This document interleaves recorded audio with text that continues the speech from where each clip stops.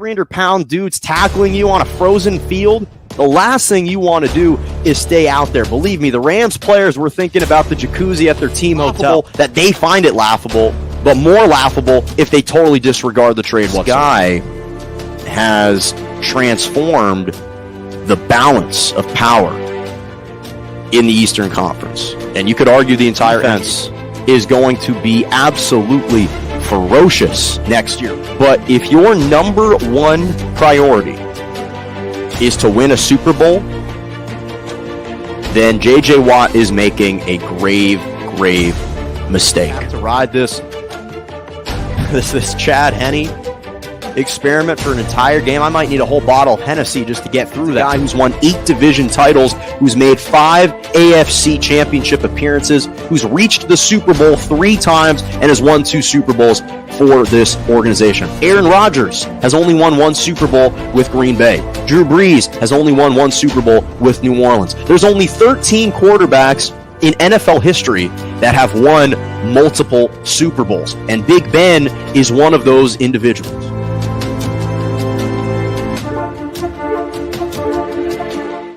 Good morning and welcome to Morning Joe right here on J&J Media Network, Facebook Live, Twitter, and on YouTube. I'm Jonah Malcolm with you every single Monday and Wednesday morning, 11 a.m. to 12 p.m. Eastern Standard Time, 10 to 11 Central, and 8 to 9 a.m. Pacific. Glad you could join me on this Monday morning. A lot to discuss in the NBA when it comes to James Harden's debut, the Lakers, unfortunately, and even in the NFL, a proposed new overtime rule is currently being discussed. I'm going to give my thoughts on that. But I have to start with the NBA. James Harden made his debut for the Philadelphia 76ers over the weekend. The anticipated debut after, of course, coming off the All-Star weekend.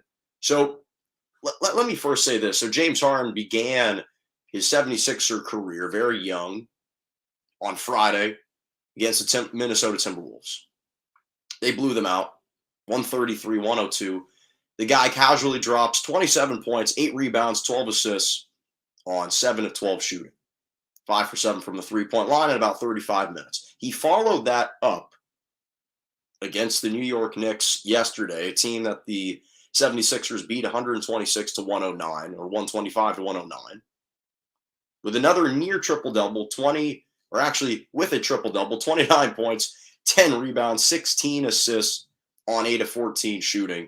10 for 10 from the free throw line, 5 steals in 39 minutes. Now, let me say this. It's unfortunate that James Harden is no longer in New York or didn't get traded to LA because he might be the best actor in Hollywood right now. I think he's elevated himself from not only being an A-list basketball player to also being an A-list actor, because the about face that he put on from looking like someone who was disinterested, who was unmotivated, who wanted to play uninspired basketball for the Brooklyn Nets all year long, to being able to theoretically just shed all that weight instantaneously and transform himself back into James Harden, that may deserve an Oscar for that type of performance. It was like someone had used a defibrillator and jolted him back to life. And all of a sudden, he's James Harden again.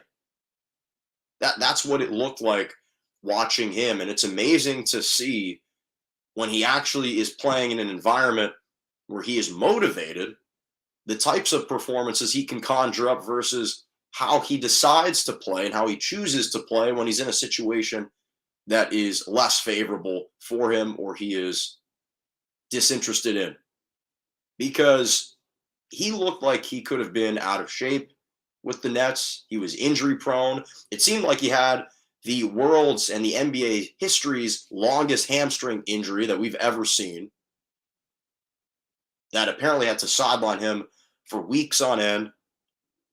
And now he comes back 2 weeks later out of the All-Star break in his first weekend with the 76ers, and it's a slam dunk. It's a home run.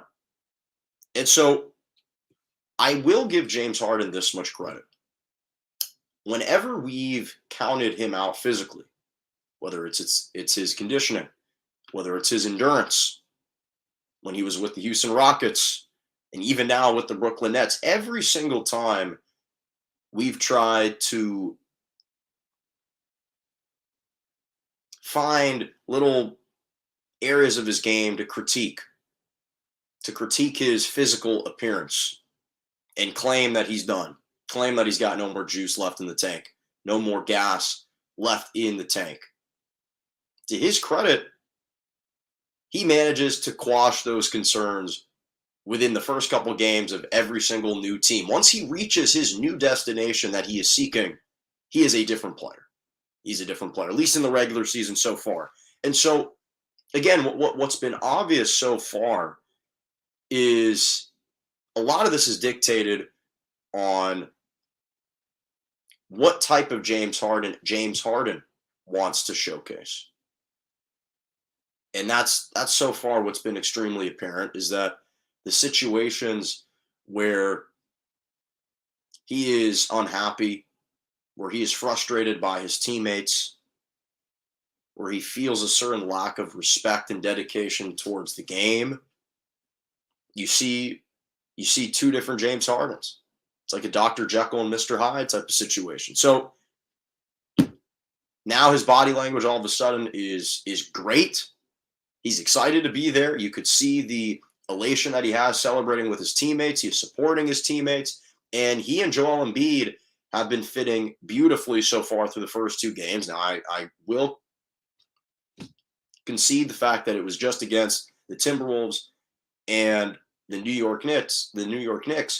But James Harden now provides the 76ers with a new element offensively that they've never had. And that's an elite perimeter scorer who can attract defenders away from Joel Embiid. And that's the big thing, because James Harden's ability to play make, to create on the perimeter, and to be able to draw defenders away from the lane, to provide Joel Embiid with a lot more freedom to operate in the post, is something that he's never experienced, and something that the 76ers haven't experienced in quite some time, and perhaps ever in their franchise's history. So James Harden right now, you're seeing the benefits of playing with a guy like that, who also enables someone like Tobias Harris to slide into his more comfortable position as the number 3 scorer on the team, as opposed to the number 2 scorer, which essentially was the case when Ben Simmons was there, when Seth Curry was on the team.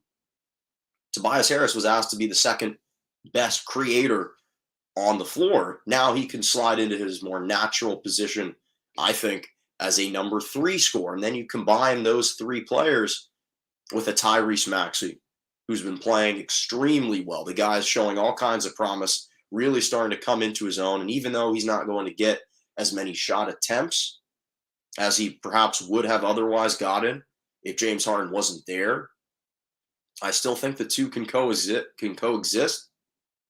And you've got Matisse Thybulle on the perimeter, an elite defender. You still have Shake Milton coming off the bench. So you've got a little bit more depth. You've got some more playmaking that perhaps you didn't have. And so far we're seeing it. And again, granted, this is the regular season. We've seen this elite version of James Harden before in the regular season, although there have been a lot of times this year and last year where we've been led to believe that he no longer possessed those types of superheroic performances. Now we're starting to see he can. The question is, if he can showcase this in the postseason, if this can translate into the postseason with this version of Joel Embiid, then I agree that scary hours will be back in Philly once again. Because so far, they look like they're going to be a nightmare, and it seems like their chemistry is only going to continue to build after every single game. So, really impressive starting debut for James Harden with the 76ers. So, we transition from a really encouraging weekend to a really disappointing one. Obviously, it started for the Lakers. They lost to the Clippers at home, a game that they should have won. They led late, blew it. And then last night, suffering, I would say, a top 2 embarrassing loss for them on the season against the New Orleans Pelicans by 28 points. I was there last night. I went to now Crypto.com Arena. I was about to say Staples Center. I went to Crypto.com Arena for the first time with my roommate. We're both huge Laker fans. I wanted to see LeBron play. I hadn't seen LeBron play so far this year. And this was painful to watch. This was actually not only just a drubbing, but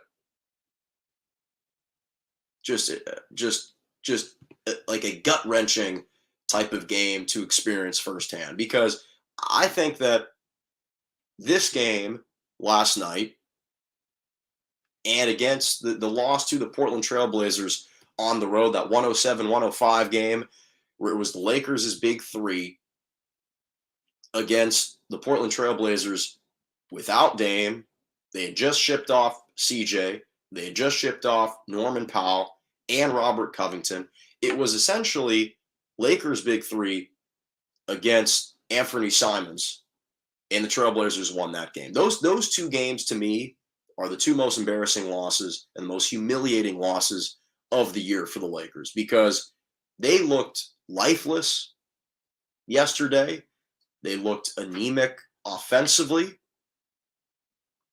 They just seemed to have this kind of flippant attitude towards the game, towards their opponent. Just kind of played careless basketball. 23 turnovers, about 16 of them were in the first half. They couldn't throw it into the ocean. They were 7 of 34 from the three-point line. Every single shot looked like it wasn't going in, and that was pretty much the case. It was just one of the more shameful games that I have watched, to be honest, especially in person. And not to mention, to add insult to injury, to hear Laker fans actually boo the Lakers. This is the first time that I've been to a Lakers game where I heard that, where I heard the fans audibly yelling at players like Westbrook and other guys not to shoot. Literally being extremely disappointed every time there's a turnover, boos cascading down from the top of the stadium. Because I think that it's one thing to lose a game, but it's all about the manner in which you lose. It's another thing to get out-hustled, to get outworked. It's another thing for a team to come into your building and show just more pride and more desire to win. And that's what was lacking. So far, the body language all across the team yesterday was down. And just collectively, they played extremely careless basketball. I talked about the turnovers, 23 turnovers, and so many of them were unforced. So many of them were just freebies, just giveaways. Obviously, you have the usual drives to the rim, and you get stripped on the way up. Okay, that type of stuff happens. But a bunch of just errant passes that seemed to be going to nobody. DeAndre Jordan from half court just throws it like 10 yards over the head of, I think it was THT in the corner. He immediately got pulled from the game. So they're just playing careless, and they were giving up wide open looks to the Pelicans. The Pelicans shot 48% from the three-point line yesterday, but a lot of them were wide open looks. It wasn't for a great defensive effort. So you turn the ball over, you give up wide open threes, you get out rebounded by 13, 51-38, and you're expecting to win a basketball game. This is an NBA team. The Pelicans are an up-and-coming team. Now, no one's saying that they're world beaters. No one's saying that they're going to make some serious noise in the postseason this year. But this is why they made the trade for CJ McCollum, is because they wanted to try to make that push to get into the postseason. Now, ideally, they thought they'd have Zion Williamson. I've talked about this before. No one really knows It's almost like trying to find the Sasquatch. No one really knows what's going on with Zion Williamson, whether he's going to be back, whether he has to undergo another foot injury. No one knows. But this is a legitimate Pelicans team that has some good players. And if the Lakers expected to just roll over them at home, they were sadly mistaken. They are narrowly divided in the standings. So you would think for a Lakers team that has the hardest remaining schedule in the league, that they would want to try to take advantage of, in the eyes of many, a weaker opponent at home. And they just couldn't. And I'll say this, that LeBron James, as great as he is, and I'm not going to say that the entire game was lost because of his play. I understand the guy drops 32 points. It's hard to say when a guy drops 32 points that he played terribly. But again, he has set such a high standard for himself that we do hold him to a different standard. And from a playmaking perspective, from a body language perspective, he looked dejected. He was careless. 7 turnovers for LeBron, which is uncharacteristic of him. It is not something that we are accustomed to seeing from LeBron. He really had a poor game given the totality of what we expected. Again, he did pour in 32 points, so it's not like he wasn't productive. It's not like he didn't do anything's well in that game. He did. But again, this is LeBron James we're talking about. So the way that we analyze, the way that we view his game, we hold him to a higher standard. And I give him credit that individually he's been doing a lot. He's been holding up his end of the bargain. This year has been sensational for a guy in his 19th season. 29 points per game, the third highest of his career, the most points he has scored in 11 years. It's remarkable. 8 rebounds, 6.5 assists. But this is the impressive thing, 52% from the floor. So throughout all this chaos, he is still shooting 52% from the floor, 35% from 3, which is respectable, not great, it's respectable. 75% from the free throw line, one of the best marks that he's had in about 7 or 8 years since he was with the Heat. So individually, yes, he's been doing some positive things for this team. And the way that he played yesterday isn't a microcosm of how he has played, or it's not a snapshot of how he has typically played throughout the season. But I do think that he needs to set the tone. And when he's engaged, when he's activated, when he is not playing loose with the basketball, that typically rubs off on the other players. And yesterday, unfortunately, it didn't. Now, Dwight Howard came in. I liked his energy. 11 rebounds. I don't know why Dwight hasn't been getting more minutes. I thought he was really impactful on the glass. I thought he was impactful 2 years ago when the Lakers had him. Now, obviously, he is a liability in the sense that he can't shoot it. But at the same time, providing that defensive anchor, I think Dwight actually adds a lot of value to this team and to this roster. Carmelo off the bench, 13 points. Yes, he was cold, 1 for 5 from the three-point line, but at least he's pouring in double-digit points, which is what we needed. And then we get to Russell Westbrook. And it pains me. It really tugs at my emotional affection I have for this guy, this emotional affinity that I've had for him throughout his career. It's been dwindling. And this guy right here, who I have his jersey, I've got a picture of him on another angle in my room. He's playing at UCLA. He has just been extremely careless with the basketball, and unfortunately, he just hasn't lived up to what we've all kind of hoped from him. And to watch his game diminish the way that it has, to see him play with little to no confidence at home, to hear the fans boo him every single time he touches the basketball, every single time he's putting up a shot or he commits a turnover, you hear boos cascading down. Every time I hear that, it really pains me. Because I don't want to see this for this man. I don't want my view of him to be tarnished from what he's done throughout this whole season to be tarnished, or what he's done throughout the course of his career to be tarnished by this one season. I don't want that for him. And I'm desperately trying to hold on to the positive memories that I've had for him, the joy that he's brought to me as a basketball fan for years. I don't want to gloss over his career based on what I'm seeing in this one particular season, but it's hard not to feel that tug. It's hard not to be disappointed in what I've been seeing.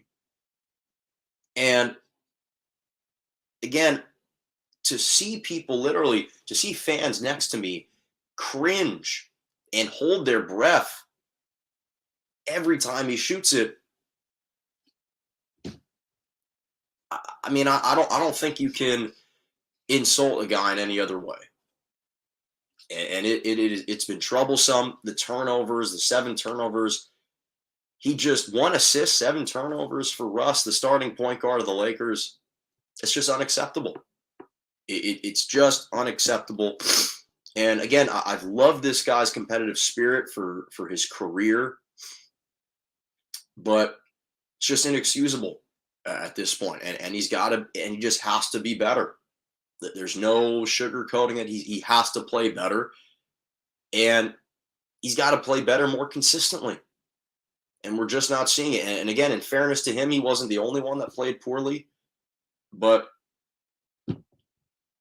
when you get booed in a home game for yourself, I don't know if there's anything more kind of shameful and humiliating than that, personally.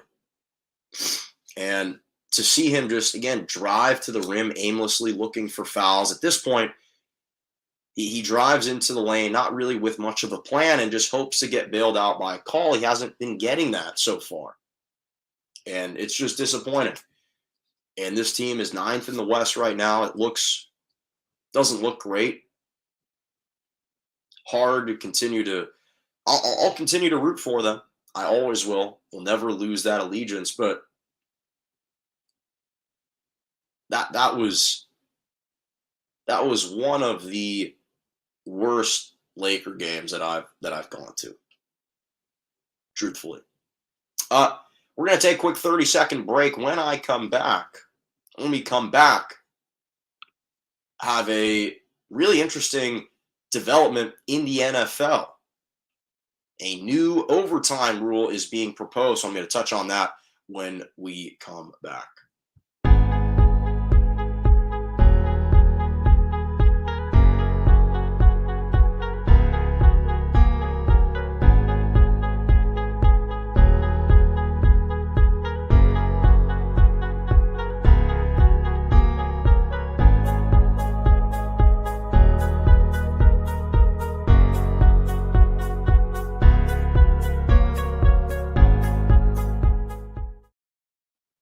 And welcome back to Morning Joe right here on James Media Network, Facebook Live, Twitter, and on YouTube.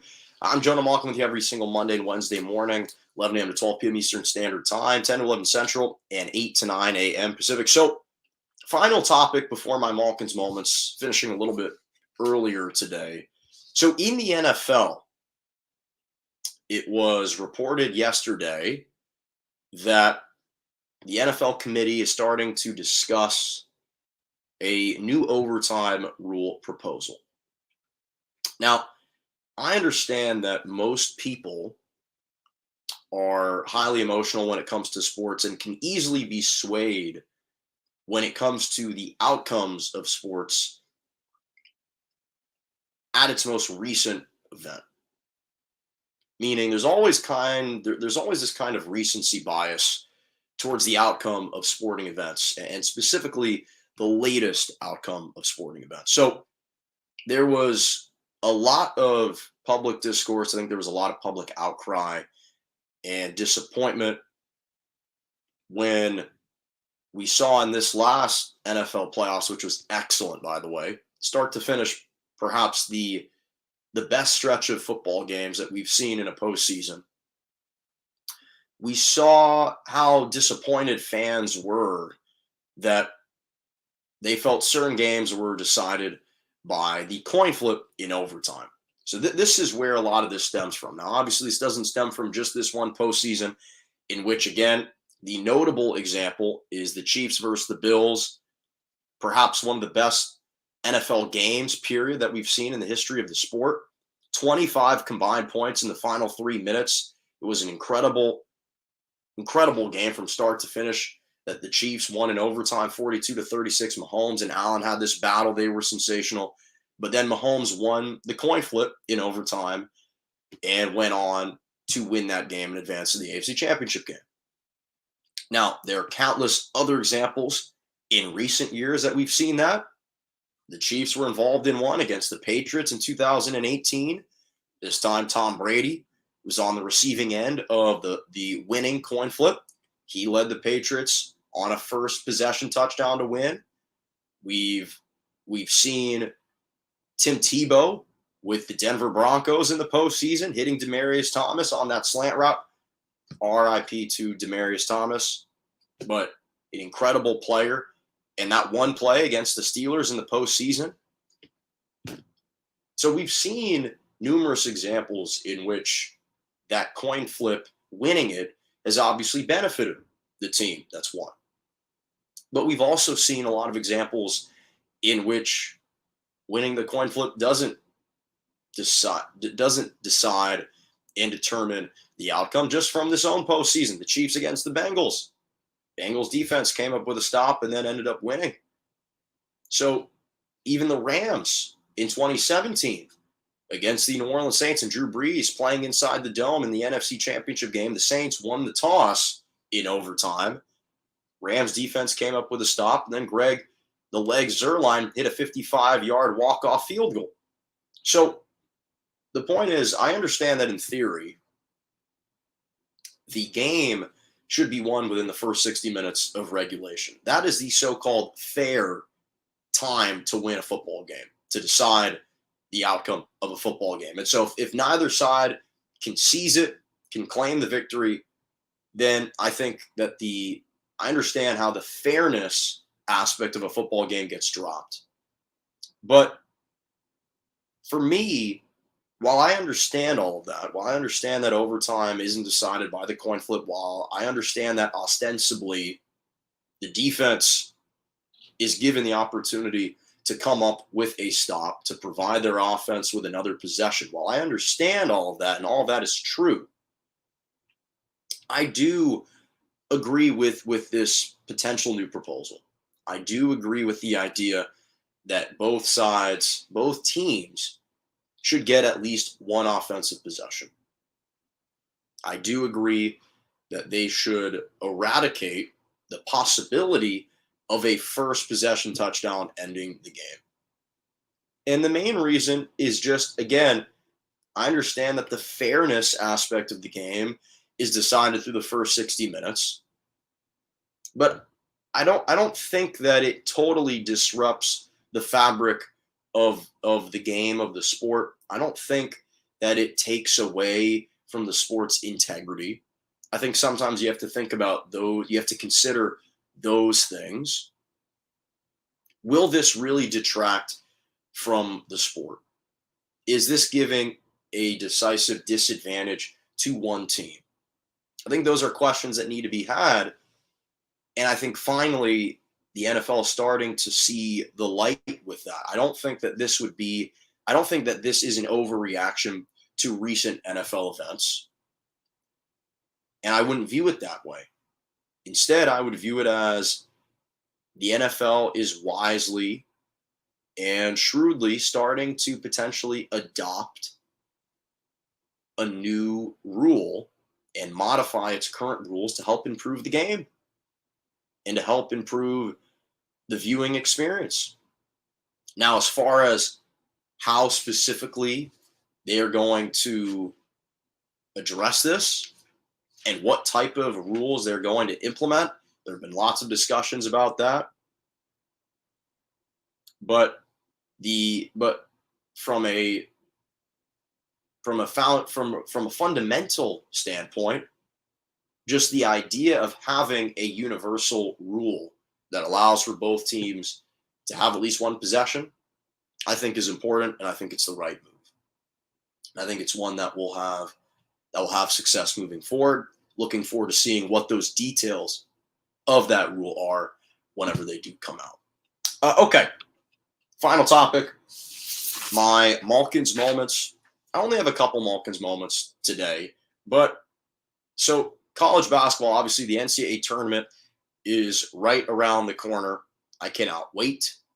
I've got two teams I'm invested in, Wisconsin and UCLA, both playing well this year, both in the big dance. I am going to suppress my expectations for those teams because I'd rather overachieve. I'd rather those teams overachieve. But regardless, so when St. Mary's, who was ranked number 23 last night or a couple nights ago on Saturday night, beat number 1 Gonzaga, that capped off for the first time in college basketball history, the first time that on the same day in college basketball history, the top 6 teams in the AP top 10 all lost. Gonzaga lost number 1. Number 2, Arizona was upset by Colorado. Number 3, Auburn lost to 17th ranked Tennessee. Number 4, Purdue was upset by Michigan State. Number 5, Kansas lost to the defending champs Baylor, ranked number 10. And number 6, Kentucky lost to 18 ranked Arkansas. It was the first time ever. Top 6 teams on the same day, not even on the same weekend, but on the same day lost. And this is why I think this NCAA tournament this year is going to be fantastic and absolutely spectacular, is because of the parity that exists in college basketball right now. The fact that there lacks a true and definitive number 1 overall team. Every team has suffered at least 3 losses, I believe. Perhaps Gonzaga's only 2. I believe Gonzaga's lost 3. And there are a lot of teams that can contend. I'm curious to see how the rankings end up shaking out, who the new number 1 is. Is it going to be Duke, that was currently sitting at number 7? Would they elevate all the way to number 1? I don't know. It's going to be interesting to see. It's going to be interesting to see. But this college basketball season, tune into the NCAA tournament. I sure will. I just think there's going to be so much excitement, so much buzz. Obviously, there always is. That's just kind of inherent in March Madness. I think it's one of the best single day, might be the greatest single day sporting event of the calendar year, in my opinion. That first Thursday when the brackets are released and you're seeing 16 seeds against the 1s, 15 in the 2s, 14 3s. You're rooting for these upsets. Every game is, for the most part, nip and tuck, back and forth. I'm already getting excited just thinking about it. So that was history in the making. Top 6 teams all lose on the same day in college basketball. And finally, in professional tennis, Novak Djokovic, who had been holding on to his number 1 ranking for 361 weeks, which was the longest current active streak, lost his number 1 ranking on the ATP Tour. It's the first time since February 1st of 2004 that either Rafael Nadal, Roger Federer, Novak Djokovic, or Andy Murray has been ranked number 1 in the world since 2004. And this is after Novak Djokovic lost in the quarterfinals at the Dubai Invitational. So Daniil Medvedev is going to take over as the world's number 1. Obviously, Medvedev has had a tremendous stretch, winning his first US Open last year, has been the runner-up to the Australian Open the last 2 seasons, last 2 calendar years. So this is the first time he's moving up from number 2 to number 1. He became the 27th man to become the world's number 1 ranking. So this is what's impressive, though. Djokovic, again, he had held on to the top spot since February 3rd, which is a great day. It's my birthday, February 3rd, 2020, total 361 weeks. That's how long he's been holding on to the top spot for, which had been the most that any man has held on to the top spot on the tour since the tour's computerized rankings began in 1973. So